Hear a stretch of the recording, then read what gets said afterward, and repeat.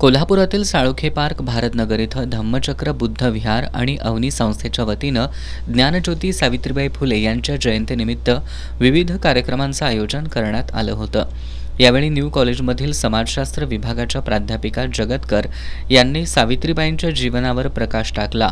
विवेकानंद महाविद्यालयाचे प्राध्यापक डॉक्टर सिद्धार्थ घोडेराव यांनी धम्मचक्र बुद्ध विहारच्या कामाचं कौतुक केलं. विवेकानंद महाविद्यालयातील भूगोल विभागाचे प्रमुख प्राध्यापक डॉक्टर गोवर्धन उबाळे यांनी उपस्थितांना मार्गदर्शन केलं.